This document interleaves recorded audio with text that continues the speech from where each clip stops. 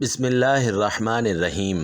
ناظرین، آج کے دن 3 بار یہ سورت پڑھنے والا انشاءاللہ کروڑ پتی بن جائے گا۔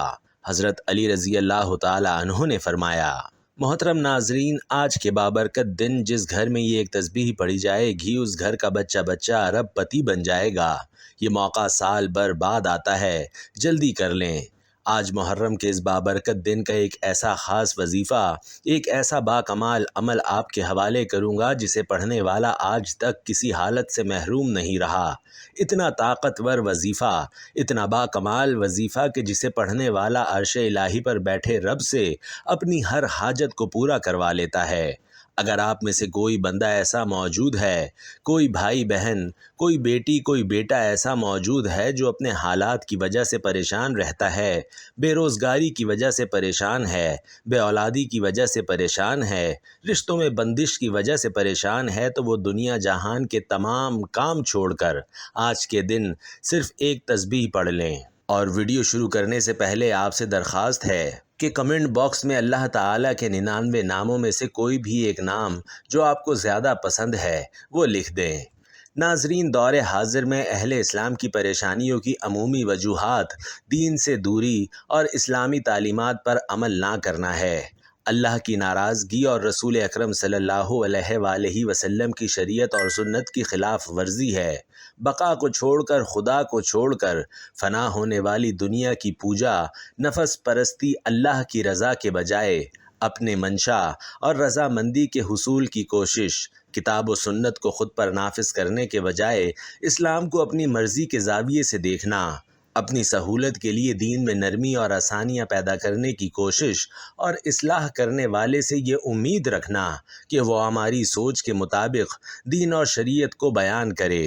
درج ذیل معاشرت، آداب زندگی اور مسائل، انبیاء کرام علیہم السلام اور اصحاب اجمعین کی تعلیمات سے فیضیاب ہونے کے بجائے اپنی اصطلاحات کو متعارف کروانا اور پھر اس پر ہٹ درمی کا مظاہرہ کرنا، یہ وہ تمام مسائل ہیں جنہوں نے اہل اسلام کی زندگی میں رکاوٹ، پریشانیاں، سیاسی مسائل کے پہاڑ کھڑے کر دیے ہیں۔ اس سلسلے میں انفرادی طور پر ہم بھی مجرم ہیں اور امت کی قیادت بھی شریک ہے۔ روحانی علاج کے سلسلے میں دنیا بھر میں موجود بہنیں اور بھائی کام کرتے ہیں۔ اکثریت کا مسئلہ ذہنی پریشانی اور بے سکونی ہی ہوتا ہے۔ جب شیطان ذہن پر حاوی ہو جائے تو بیوی کے جھگڑے اور نافرمانیاں، نماز میں دل نہ لگنا، کاروبار میں بے برکتی، شادی اور نکاح میں رکاوٹ، صحت کی خرابی، دماغی کیفیت میں رد و بدل اور بہت کچھ۔ جب کسی کے دل سے رحمت اٹھ جائے، احکام الہی کی خلاف ورزی شروع ہو جائے تو پھر شیطان اپنے راستے ہموار کر لیتا ہے۔ اس ساری کیفیت کو ہمارے لوگ جادو سمجھنا شروع کر دیتے ہیں، جبکہ حقیقت میں یہ جادو نہیں ہوتا بلکہ شیطان کا حملہ ہوتا ہے۔ ناظرین، ایسے لوگ جن چیزوں سے ڈرتے ہیں تو بہت سارے عامل اس پریشانی میں مزید اضافہ کر دیتے ہیں۔ کوئی اسے جنات کا حملہ کہے گا تو کوئی کالا جادو یا سفلی علم کہے گا۔ اس سے لوگوں کی پریشانی میں شدید اضافہ ہو جاتا ہے۔ لوٹنے والے عامل پیسے مانگتے ہیں اور ہزاروں روپے غرق ہو جاتے ہیں، جبکہ حقیقت تو یہ ہے کہ ان ساری پریشانیوں سے نجات کے لیے قرآن و سنت کے مطابق اور اولیاء کرام کے فرمان پر عمل کر کے ہی نجات حاصل کی جا سکتی ہے، اور بنیادی طور پر ان مسائل میں مبتلا لوگوں کو اللہ کے قریب لانے کی ضرورت ہوتی ہے۔ ایسے لوگوں کو اگر کلمہ پڑھنے کی ہدایت کر دی جائے اور قرآن کریم کی لمبی لمبی صورتیں پڑھنے کو بتا دی جائیں تو وہ کبھی بھی اس پر عمل نہیں کرتے۔ جو بندہ نماز کے لیے وضو کرنے کو تیار نہیں، وہ لمبے لمبے وظائف کیسے کرے گا؟ تو ان کو ابتدائی طور پر توبہ اور استغفار کی طرف لایا جائے اور کسی ولی کامل کی بارگاہ سے اس کی بھلائی کی دعا کروائی جائے تاکہ ان کے دل کی حالت بدلے اور وہ ہدایت پا جائیں۔ رسول اللہ صلی اللہ علیہ وآلہ وسلم نے فرمایا کہ اللہ پاک کے پسندیدہ مہینوں میں محرم کا مہینہ بھی شامل ہے۔ یہ اللہ پاک کا مہینہ ہے۔ جس نے اللہ پاک کے مہینے کی تعظیم کی، اس نے اللہ پاک کے حکم کی تعظیم کی اور اس نے خدا تعالیٰ کے حکم کی تعظیم کی۔ اللہ پاک اس کو نعمتوں والے باغ میں داخل کرے گا اور اس کے لیے اپنی بڑی رضا اور واجب کرے گا۔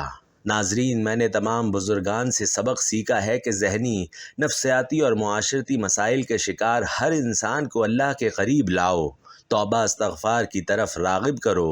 اس سلسلے میں استغفار کی کثرت اور تیسرے کلمے کا ورد اکثیر ثابت ہوا ہے۔ تیسرا کلمہ کیا ہے اور اس کی برکات کیا ہیں؟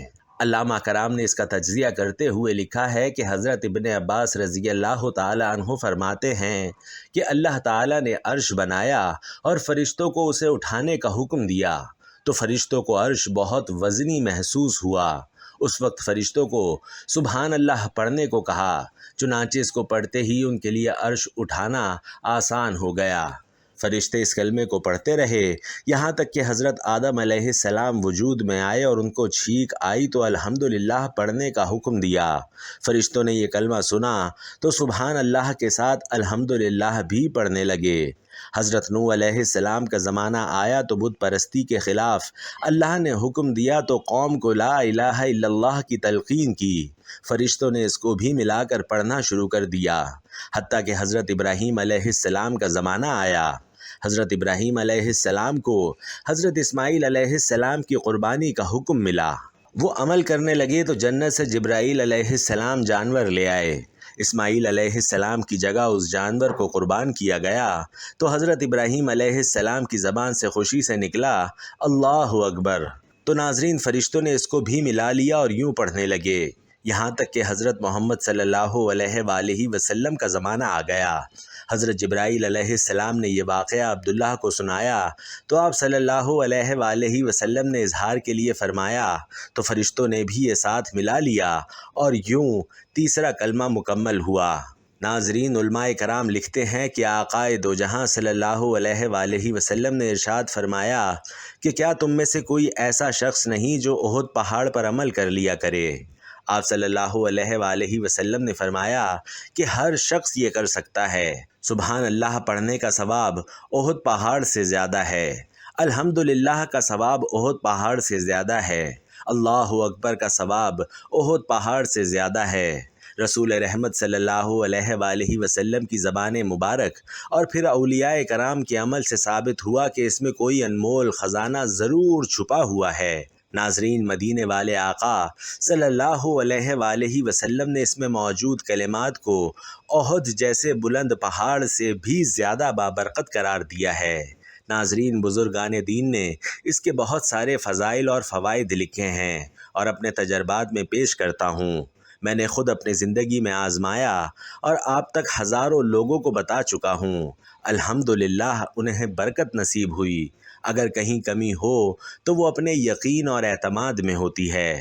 ذہنی سکون، گھریلو پریشانیاں، میاں بیوی کے اختلافات، رزق میں تنگی، کاموں میں رکاوٹ، مقدمات کی پریشانی، عبادت میں دل لگانے کے لیے، روحانی ترقی پانے کے لیے، جادو، شیطانی اثرات اور جنات سے نجات پانے کے لیے ایک مسلمان کے ہر روحانی مسئلے کا حل تیسرے کلمے میں موجود ہے۔ ناظرین میرے خاندان میں جنات کی حاضری تک کے لیے تیسرے کلمے کی مدد لی جاتی ہے اور بھرپور کامیابیاں اور فائدے حاصل ہوتے ہیں۔ جس قدر ایمان پختہ اور یقین ہوگا اتنی لذت اور حلاوت محسوس ہوگی۔ حضرت معاذ جبل رضی اللہ تعالی عنہ بیان کرتے ہیں کہ میں نے رسول اللہ صلی اللہ علیہ وآلہ وسلم کی خدمت میں عرض کیا کہ اعمال میں سے کون سا عمل اللہ تعالیٰ کو زیادہ پسند ہے؟ تو آپ صلی اللہ علیہ وآلہ وسلم نے فرمایا ہماری موت اس حال میں آئے کہ تمہاری زبان اللہ کے ذکر سے تر ہو۔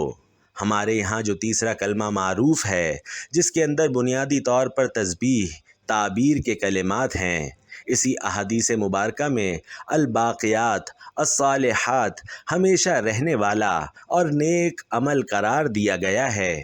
چنانچہ حضرت ابو ہریرہ رضی اللہ تعالی عنہ سے روایت ہے کہ رسول اللہ صلی اللہ علیہ وآلہ وسلم نے ارشاد فرمایا کہ اپنی حفاظت کا انتظام کرو۔ کسی نے پوچھا کہ یا رسول اللہ کس دشمن کے حملے سے جو درپیش ہے؟ حضور صلی اللہ علیہ وآلہ وسلم نے فرمایا نہیں بلکہ جہنم کی آگ سے حفاظت کا انتظام کرو۔ یہ کلمات قیامت کے دن آگے پڑھنے والے کلمات ہیں، یعنی یہ کلمات سفارش کریں گے یا آگے بڑھانے والے ہیں کہ پڑھنے والے کو جنت کی طرف بڑھاتے ہیں، اور پیچھے رہنے والے ہیں کہ سفارش کریں اور نجات دلانے والے ہیں۔ یہی واقعہ صالحات ہیں۔ مصنف ابن شیبہ میں حضرت عبداللہ بن عفی رضی اللہ تعالیٰ عنہ سے روایت ہے کہ ایک شخص نبی علیہ الصلاۃ والسلام کے پاس آ کر کہنے لگا کہ میں قرآن مجید پڑھنے کی استطاعت نہیں رکھتا، آپ مجھے کچھ ایسا عمل سکھا دیں جو مجھے قرآن کی جگہ کفایت کر جائے۔ تو آپ صلی اللہ علیہ وآلہ وسلم نے فرمایا، سبحان اللہ والحمد للہ ولا الہ الا اللہ واللہ اکبر۔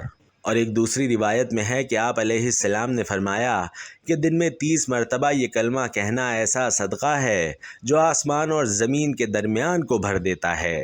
ناظرین، حضرت عبداللہ بن عمر رضی اللہ تعالی عنہ سے مروی ہے کہ رسول اللہ صلی اللہ علیہ وآلہ وسلم نے ارشاد فرمایا کہ جو شخص 100 مرتبہ صبح اور 100 مرتبہ شام کو سبحان اللہ کہے وہ 100 حج کرنے والے کی مانند ہے۔ جو آدمی صبح اور شام 100 مرتبہ الحمدللہ کہے وہ ایسے شخص کی طرح ہے جس نے اللہ تعالیٰ کے راستے میں 100 مجاہدوں کو گھوڑوں پر سوار کیا، یعنی لڑنے والے غازی کی طرح ہے۔ اور جو صبح اور شام 100 مرتبہ یہ کلمہ پڑھے وہ اس آدمی کی طرح ہے جس نے حضرت اسماعیل علیہ السلام کی اولاد سے 100 غلام آزاد کیے۔ اور جس نے صبح و شام 100 مرتبہ اللہ اکبر کہا تو اس دن اچھا عمل کسی نے نہیں کیا، البتہ وہ شخص جو یہ تعلیمات اس طرح کہے یا اس سے زائد بار کہے۔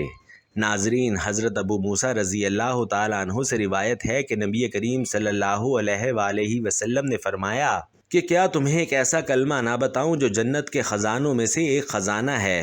میں نے عرض کی یا رسول اللہ ضرور بتائیں۔ آپ صلی اللہ علیہ وآلہ وسلم نے فرمایا کہ وہ تیسرا کلمہ ہے۔ ناظرین، حضرت ابو ہریرہ رضی اللہ تعالیٰ عنہ سے روایت ہے کہ نبی علیہ الصلاۃ والسلام نے فرمایا کہ یہ کثرت سے پڑھا کرو کیونکہ یہ جنت کے خزانوں میں سے ایک خزانہ ہے۔ ناظرین، یہ وظیفہ چھوٹے سے بچے کو بھی آتا ہے۔ یہ وظیفہ اتنا خاص ہے کہ آپ اپنے گھر میں موجود رب کے سامنے گھر میں سکون اور برکت، رزق اور دولت میں فراوانی کے لیے پڑھیں تو آپ کا وظیفہ قبول ہوگا۔ میرا رب بچے کے وظیفے کو بھی قبول فرماتا ہے۔ اگر آپ کے گھر میں موجود جوان بیٹیاں جو اپنے رشتے کی وجہ سے پریشان ہیں، ایک بار یہ وظیفہ پڑھ کے دیکھیں، وہ رشتے جن کی وجہ سے آپ پریشان رہتے ہیں وہ رشتے خود چل کر آپ کے گھر آئیں گے۔ یہ وظیفہ اتنا طاقتور ہے کہ جو نوکری آپ کو مل نہیں رہی، جس کے لیے آپ در در کی ٹھوکریں کھا رہے ہیں، در بدر پھر رہے ہیں، سفارشیں کروا کر تنگ آ چکے ہیں، وہ نوکری خود چل کر آپ کے پاس آئے گی، کیونکہ میرا رب جب راضی ہو جاتا ہے تو جس بندے سے خوش ہوتا ہے اسے مانگنا نہیں پڑتا۔ رب کعبہ کے فضل و کرم سے ہر حاجت، ہر مقصد میں کامیابی خود چل کر اس بندے کے پاس آ جاتی ہے۔ اب بد نصیب ہے وہ بندہ جو بھی یہ خاص وظیفہ نہ پڑھ پائے۔ ناظرین، وقت کی نزاکت کو مد نظر رکھتے ہوئے آئیے اس عمل کی طرف چلتے ہیں۔ یہ وظیفہ کرنے سے پہلے آپ 2 باتوں کا خیال رکھیں۔ پہلی بات یہ کہ آپ نے 5 وقت کی نماز کی پابندی کرنی ہے۔ کچھ بھی ہو جائے آپ نے 5 وقت کی نماز لازمی پڑھنی ہے۔ اور دوسرا یہ کہ آپ نے ہر بات میں اللہ پر توکل کرنا ہے، اللہ پر بھروسہ رکھنا ہے۔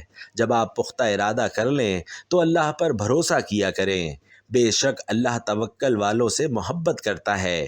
اللہ رب العزت کا ارشاد ہے کہ انسان کسی بات پر جیسا گمان رکھتا ہے میں اس کے ساتھ ویسا ہی معاملہ کرتا ہوں۔ بس اے محبوب، آپ ان سے رخ انور پھیر لیجئے اور اللہ پر بھروسہ رکھیے۔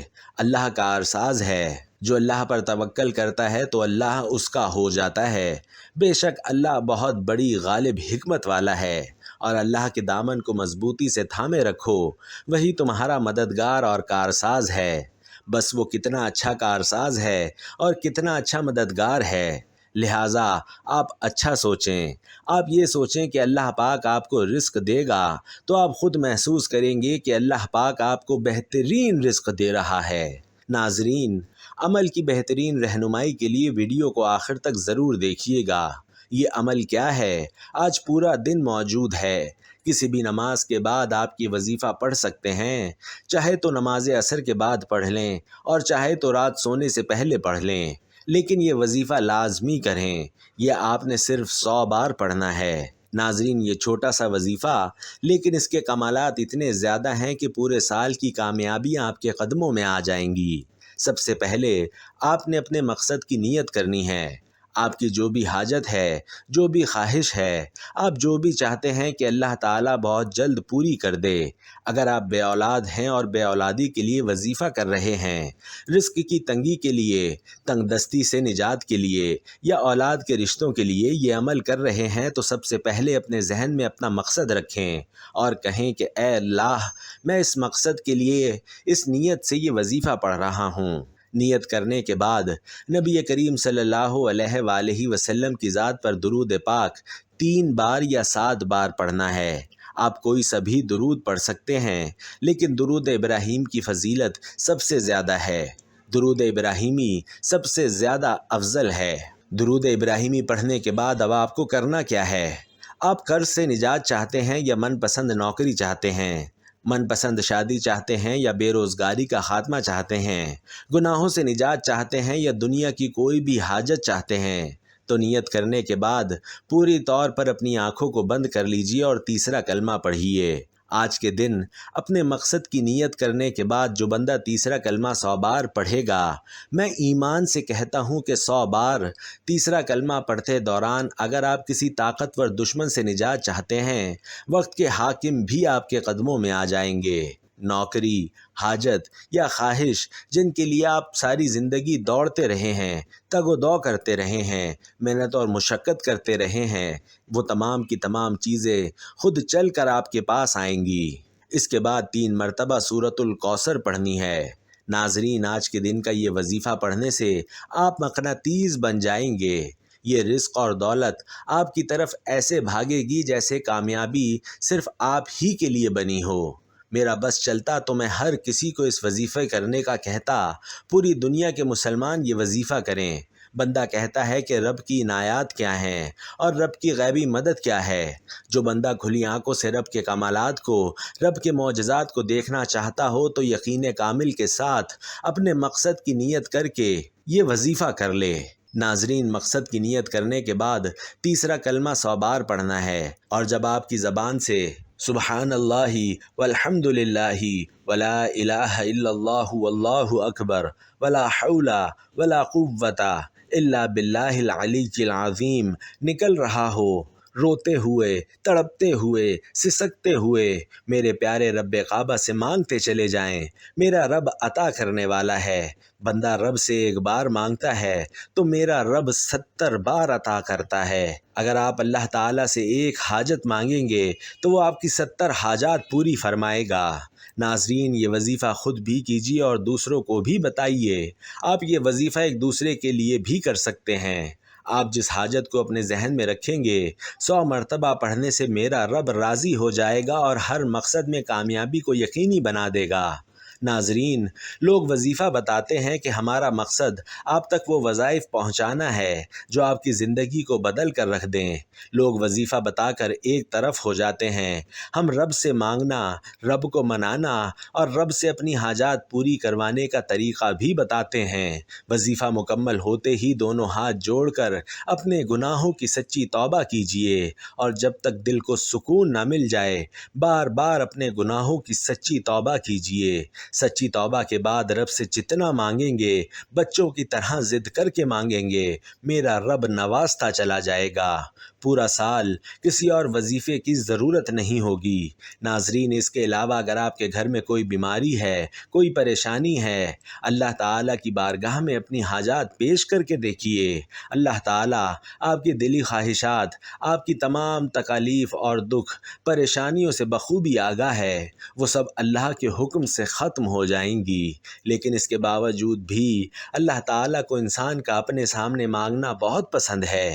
اس لیے آپ خود دل لگا کر اور یقین کامل کے ساتھ مکمل اعتماد سے اللہ تعالیٰ سے مانگیے، اور ہمیشہ اسی طریقے سے دعا مانگا کریں۔ اللہ تعالیٰ سے سچے دل کے ساتھ مانگا کریں اور مکمل بھروسہ رکھ کے مانگا کریں۔ اللہ تعالیٰ آپ کی ہر دعا قبول فرمائے گا، اور پھر آپ خود حیران رہ جائیں گے۔ ہمارے ہمارے نبی کریم صلی اللہ علیہ وآلہ وسلم بھی دعا مانگا کرتے تھے۔ پھر آپ سب بھی میرے ساتھ دعا مانگیے کہ اے اللہ، اے میرے پروردگار، تیرے سوا اس قابل کوئی بھی نہیں کہ جس کو میں مدد کے لیے پکاروں، تیرے سوا کوئی نہیں جو ہر وقت اور ہر جگہ حاضر و ناظر ہو، حقیقی بادشاہ، تیرے سوا ایسا کوئی نہیں جو کہ موت سے پاک ہو، تیرے سوا ایسا کوئی نہیں جو زوال سے پاک ہو، تجھے نہ نیند آتی ہے اور نہ اونگ آتی ہے، تیرے سوا کوئی نہیں جو کہ ہر عیب سے پاک ہو۔ اپنے پیارے حبیب حضرت محمد مصطفیٰ صلی اللہ علیہ وآلہ وسلم کے صدقے ہماری تمام پریشانیوں کو دور فرما، ہمارے تمام دکھ تکالیف ہم سے دور فرما دے، ہماری دلی حاجات کو پورا فرما، آمین یا رب العالمین۔ دعا ہے کہ اللہ تعالیٰ میرا سنانا اور آپ کا سننا اپنی بارگاہ میں قبول و منظور فرمائے، آمین۔